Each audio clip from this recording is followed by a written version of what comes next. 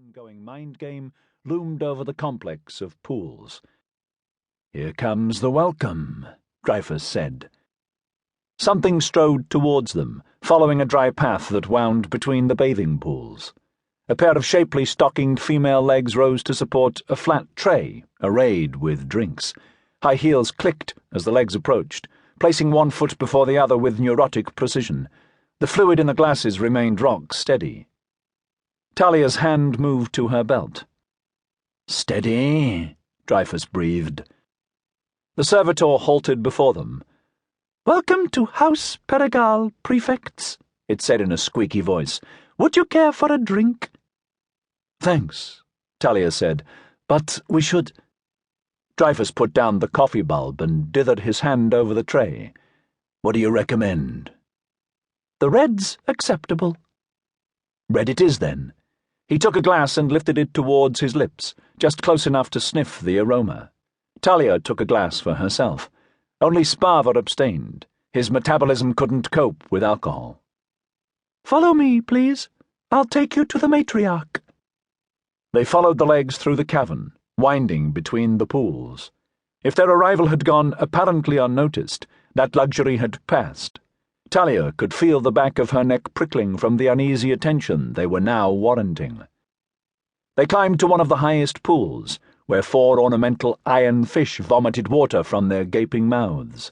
3 adults were floating in the water, up to their chests in perfumed froth. 2 were men. The third was Caitlin Perigal, her face recognizable from the summary file. Her muscular shoulders and arms tapered to elegant webbed hands with acid-green fingernails. A peacock's feather adorned her hair. Green nymphs and satyrs buzzed around her head. "Prefects," she said with all the warmth of superfluid helium. "Matriarch Perigal," Dreyfus said, standing with his feet a few centimeters from the edge of the pool. "My companions are Deputy Field Prefects Sparver Bankal and Talia Eng. We've met, of course." Perigal turned languidly to her 2 companions. "The sleepy-looking fat one is Tom Dreyfus," she explained. One of them, an aristocratic man with long white hair, examined Dreyfus through clinical grey eyes. His plumage rendered him in impressionist brushstrokes. "Your paths have crossed before, Caitlin?" Perigal stirred, breaking the water with the muscular fluked tail that had been grafted on in place of her legs. Talia touched the stud on the side of her shades to verify that the tail was real, not a hallucination. "Dreyfus' function in life seems to be finding obscure legal channels through which to harass me," Perigal said. Dreyfus looked unimpressed. "I just do my job. It's not my fault that you keep being a part of it." "And I do, don't I?" "So it seems. Nice tail, by the way. What happened to the legs?"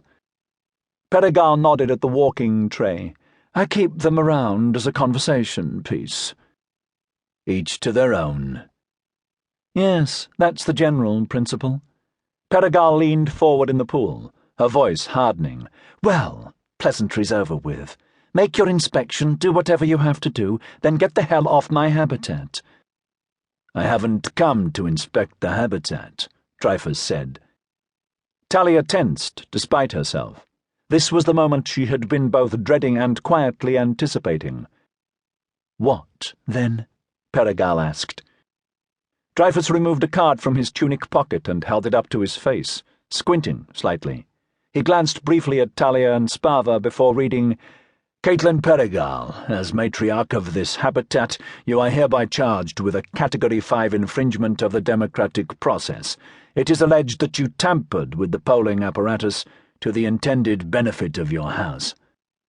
Perigal stuttered something, her cheeks flushing with indignation, but Dreyfus held up a silencing hand and continued with his statement. "While the investigative process is in operation, your habitat is to be placed under lockdown. All physical traffic between House Perigal and the rest of the system, including Chasm City, is now suspended. No incoming or outgoing transmissions will be permitted. Any attempts to break these sanctions will be countered with destructive force. This is final and binding." Dreyfus paused, then lowered the card. "The state of lockdown is now